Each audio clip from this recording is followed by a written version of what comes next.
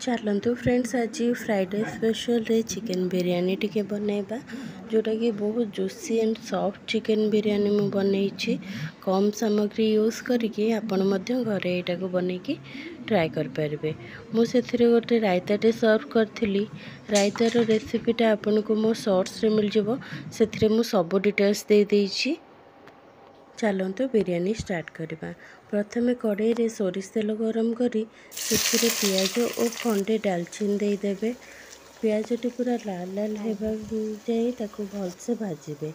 तापर सेथिरे अदा रसुन पेस्ट ऐड कर देबे और भलसे कसी देबे।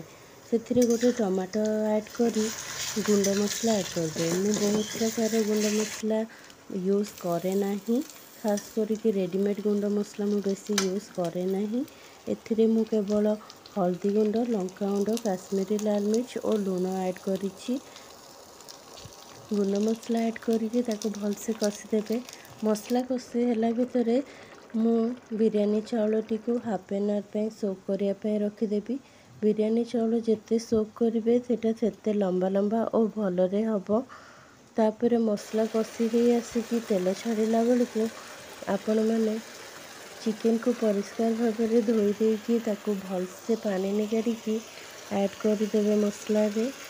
तादेहरे पानी दबा आवश्यक पड़बनी कारण चिकन रो पानी जो बाहर से ही से कसी हो और सॉफ्ट मध्य हो जिवो।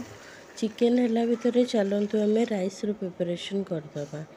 मु अलगा गैस रे डिश रे पानी बसी देछि और तादेहरे मु जीरा, तेजपत्र और अलैच को ऐड करके भलसे फुटवा को देबे।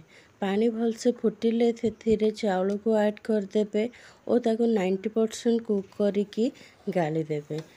तापर से भात को दीटा जगह अलगा अलगा रखिबे कारण गरम गरम रहिले सेटा ओवर कुक हो जिवो। तो एपटे राइस भी प्रिपेयर हो जिवो, सेपटे चिकन तरकारी भी चिकन कषाटा भी रेडी हो जाइछि। चलतु लेयर दबा। लेयर रे तल लेयर रे मु गुआ घी ऐड करछि जोटार कि बास्ना और टेस्ट बहुत भल लागिबो। गुआ घी लेयर पर मु राइस रो गोटे लेयर देछि। तापर सेथिरे मु बिरयानी मसला, गरम मसला, अल्प लूण ऐड करके तरकारी टिको ऐड कर देछि। एठी मु निहाती भाबे गोटे मुठा धनिया पत्र और मिंट लीव्स अल्प ऐड करे, किंतु मो पाखे अवेलेबल नथिला। आपण माने निश्चिंत भाबे ऐड करिवे, टेस्ट और स्मेल बहुत भल आसीबो।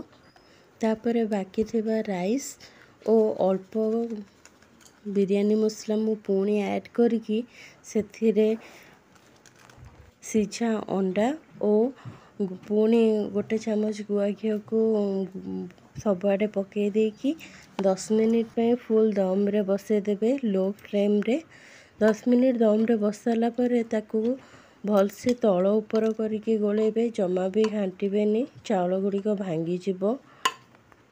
गैस बंद करी 5 मिनिट रेस्ट करला पर ताकू रायता सहित सर्व करंतु, जोटा कि मो सॉस रे देइछि।